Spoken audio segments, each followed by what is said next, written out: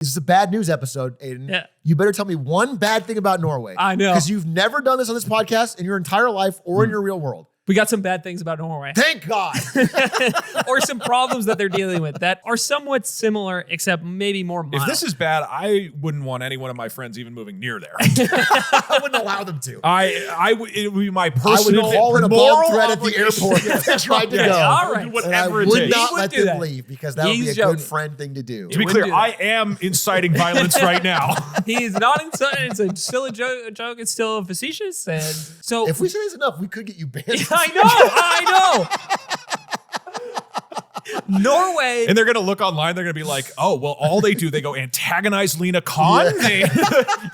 They don't seem They're really trustworthy pressing at all. her. Norway just had an election last week. And Okay. the results came in at the beginning. This is on I think Discord, Yes. Dominion. What are we talking about?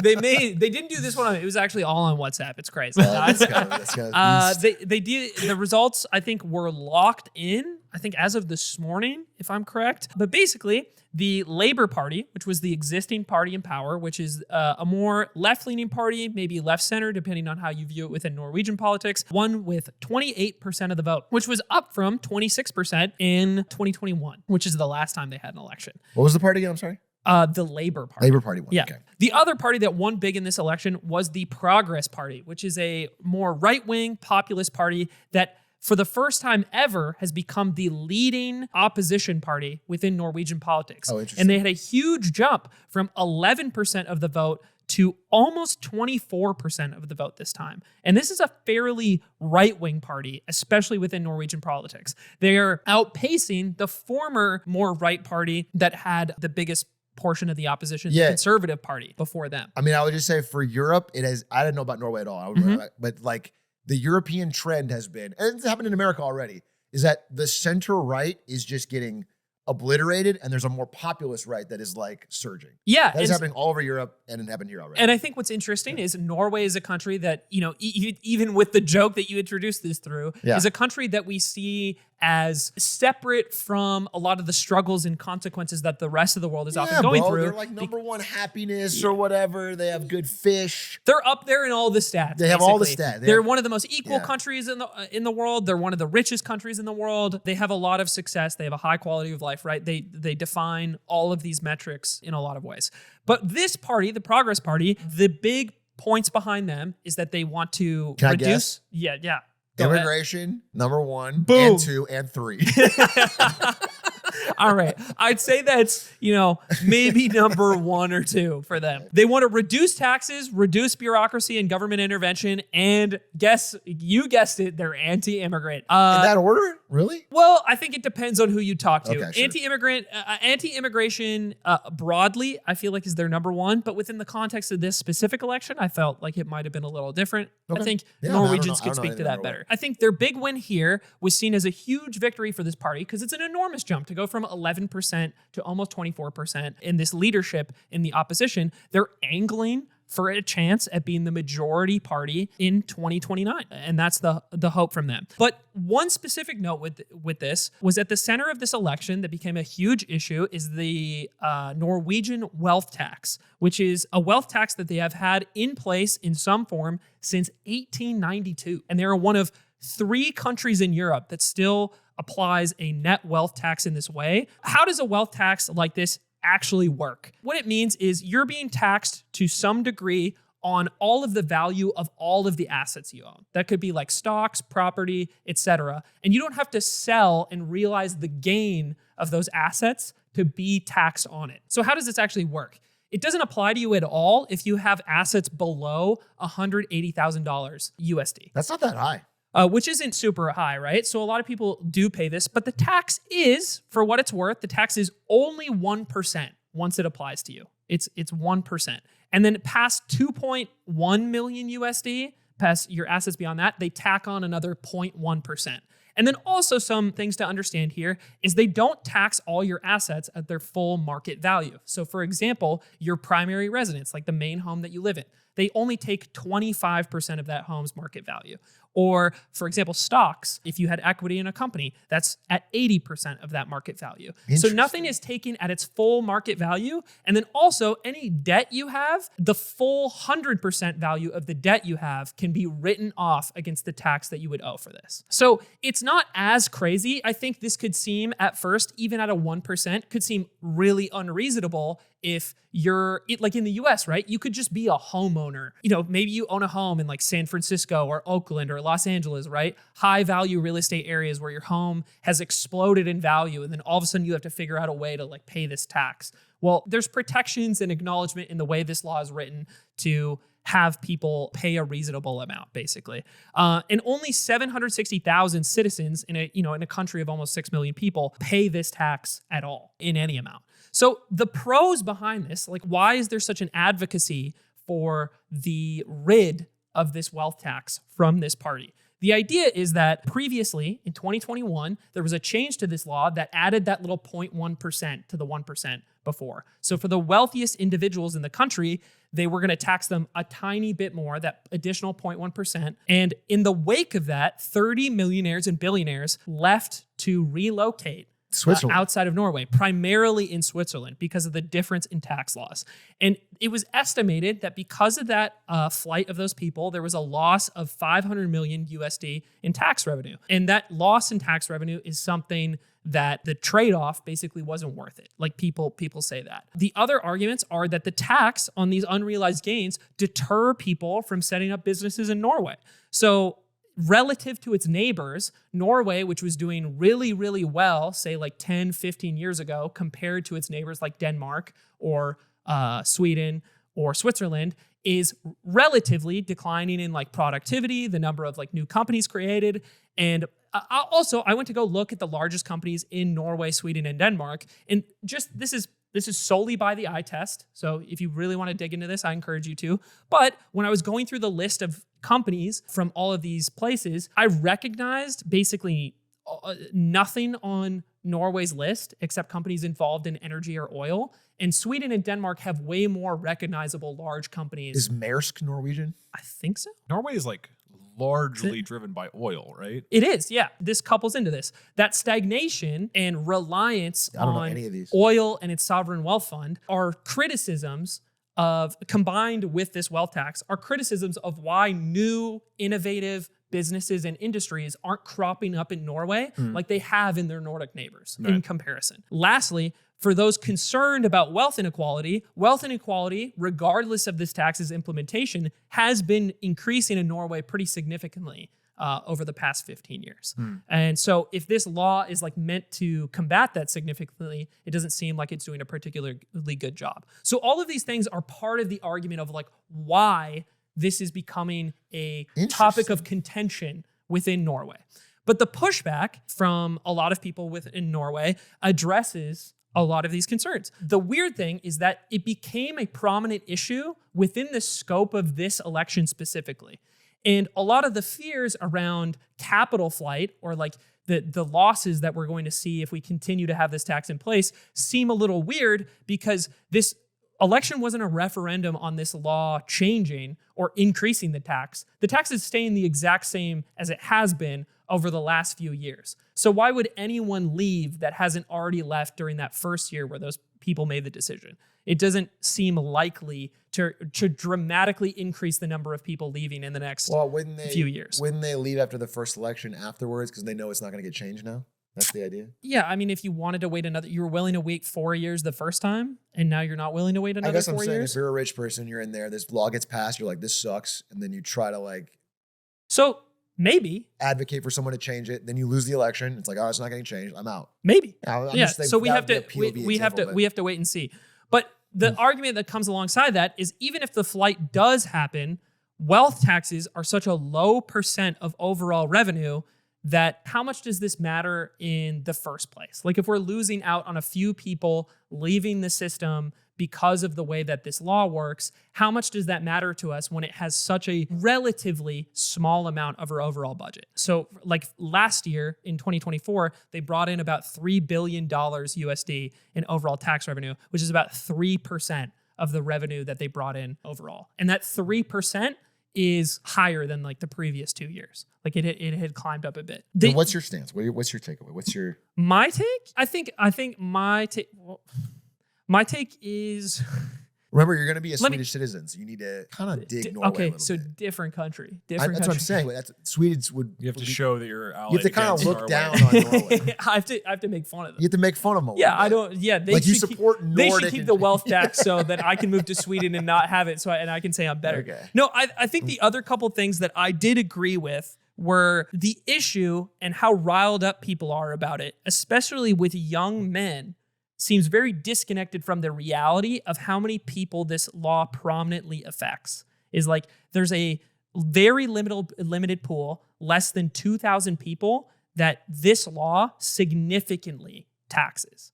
And the reason it taxes those people is because people who have the most wealth in Norway also have their wealth and income structured in ways that make it so they actually don't pay a lot via other means of tax payment, right?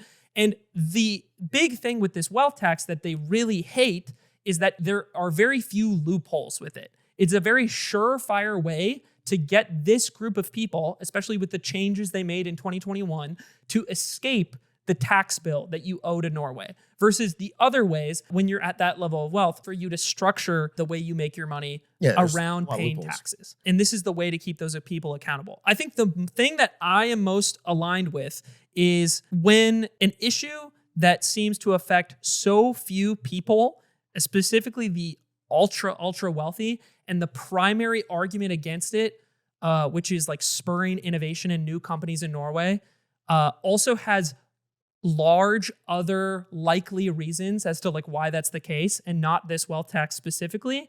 It feels like a wolf in sheep's clothing of a few small, very wealthy people demanding the lift of a tax that affects them and trying to sell it as an issue that seems important to everybody. That's what I feel like when I read this.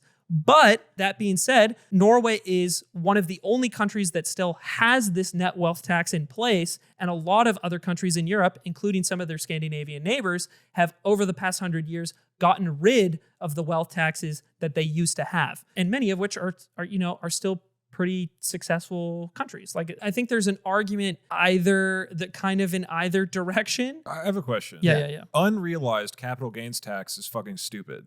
Sorry, stupid? Yeah.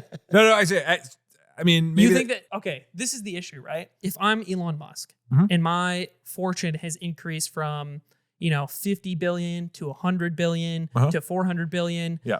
Primarily because of the growth of a specific asset, right? Right. At that level of income, when I wield hundreds of millions to billions of dollars, I don't function as a normal person in society anymore. I don't have a W-2 income that I take in and like pay taxes on. What I do is I take out loans that use the assets I own as the underlying like collateral for, essentially spending cash that I have, right? I interact with the world financially in a very, very different way.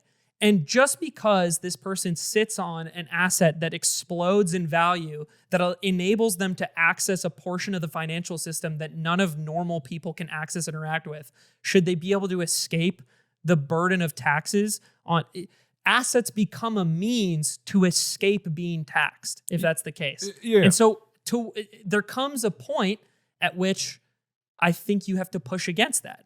I think there are maybe better solutions than a wealth tax. I think that's but that's not what the Progress Party is advocating for. They just want to get rid of the wealth tax entirely. Yeah, I agree with what you're saying. I feel like unrealized capital gains tax is extremely flawed. And just to illustrate the point for people, Elon Musk has, in quotes, whatever, at $400 billion. But if Tesla crashes tomorrow, he doesn't have that money anymore. He now has $200 billion. It's not, that much money isn't sitting around in cash, right? So the way the current system works for America and most countries is he has to actually sell the stock. And at that point, he does pay taxes. Now, I would argue for increased capital gains tax. It's lower than normal income tax for some reason. You might know the exact numbers. 50% if you hold it for a year. 50 or 15. 15. Isn't it It's very 40, low. 40 within the year and then like No, 10? it's your normal income, whatever that is. Okay. So maybe it's really high, so it'll be high. Yeah. So, but he has it all for over a year, so it'd be 15%. Right. So Which he is pays, weirdly low for right. It's like, yeah. why would you pay lower taxes for something like that? Feels weird. Yeah. There's justifications, but still feels weird to me. And then what you said, people, Yeah. incredibly rich people basically leverage the fact that they have these stocks to get loans and get this other stuff. And that feels like a workaround around taxes. And I think Yeah. that should be addressed. But inherently just saying your stuff is worth this much, even though you don't actually have that much money, therefore we're going to tax you as though you have that much money, feels deeply flawed to me. I haven't seen an argument that convinces me on that. But, replacing that with another tax like we're talking about, yeah. I mean, I You know what the support fucked tax up on the thing is? wealthy. This I is just No, this no, seems no. like a I very, agree with you. I want to say one of the fucked up things we do is, you guys know what step up basis is for like inheritance tax? Hmm. So it's like if I get a stock at $10 and it goes to $100, if I were to sell that, I pay taxes on the $90 I made, right? Yeah. Mm-hmm. But if I hold it till I die by just borrowing against it, and then I pass it on to my kids, they get a new basis of 100, whatever it is now. So if they sold it, they would pay zero tax. They because got they it at haven't 100. gained anything. Yeah. Yeah, they haven't so gained so anything. nobody ever paid to the gain. Exactly. And so That's stupid. this whole buy, borrow, die strategy is like how it's done to keep this generational wealth Yeah. going. For me, one of the biggest things is inheritance tax, because like that's what allows this stuff to become metastasized cancer in a society. Like even if Elon Musk invents something great, which, okay, whatever. I mean, yeah, whatever. He's done some, Tesla's cars are cool Mhm. and makes a lot more money than me. The real danger is when his fucking kids and grandkids who haven't done anything have way more opportunities than my kids and grandkids forever, because it just goes down.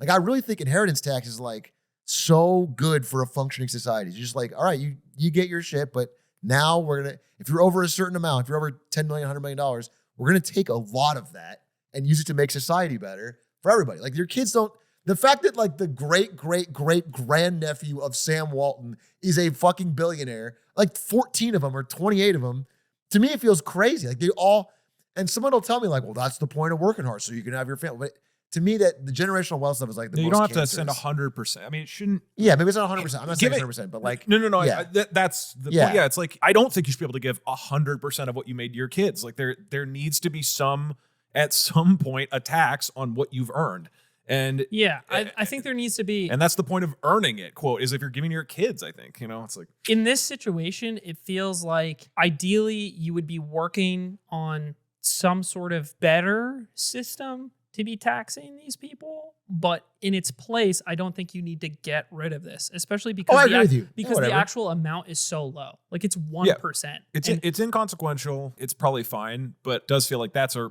stupid way of taxing people. And in the same way that we in America should close these essentially loopholes that Yeah. rich people are getting. I mean, we should tax leveraging your unrealized assets for loans. Like that's ridiculous. They're just acting like their assets are money when they're anyway. So To be fair, in so a perfect world, they fix the core problem. why I think this is so hard is to me, there was like two sides or two answers to this, which I know that sounds silly. Can you stop being a centrist? Pick a side. Yeah. Jesus Christ, Aiden. Okay, so I think Norway push is back against Lena Khan for once. Yeah, God. Norway is in We a have a very unique reputation to position. maintain. We push back on people. Norway is in a very unique position because it is sort of backstopped by their oil industry. They have this massive sovereign wealth fund that exists because of a nationalized oil industry. It's a system that a lot of countries do not have, like safeguarding their economy in a lot of ways. Saudi And you Arabia, could- same way. And you could argue there's sort of consequences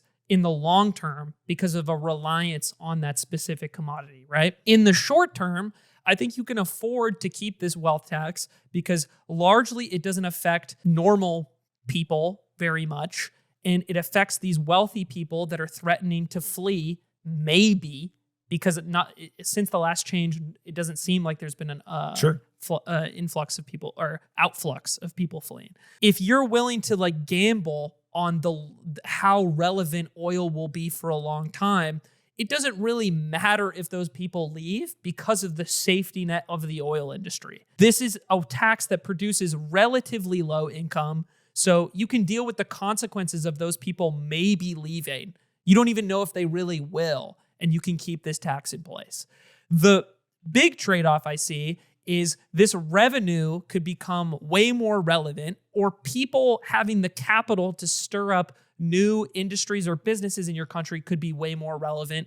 If the value of oil starts to collapse, you need other industries to pick up the slack within your economy. Because that's the big gap in Norway right now, is that since like 2013, the productivity of their non-oil-based economy has been declining relative to the other countries around them. I think that's the long-term versus short-term argument you really have to make here. That's how I felt after I read through all this. I'd like to hear from normal Norwegian guys and girls about what they think about this. The general thing that I got from like young people when I heard them being interviewed is like, this is like a non-issue. The Progress Party has turned this into a talking point. We want to focus on other real problems like immigrants. Yeah.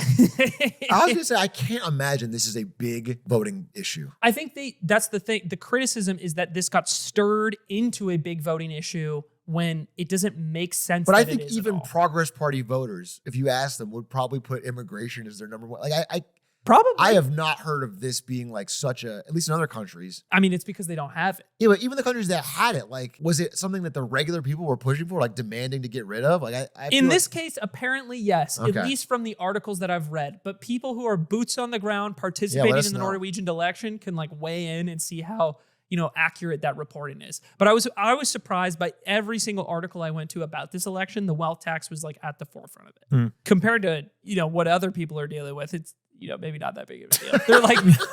They're essentially, it's so funny because if you spin the globe, it's like, oh, Norway's arguing about the 0.1% they added to their wealth tax, and people talking about, oh, do we have too much oil money? Yeah, fucking.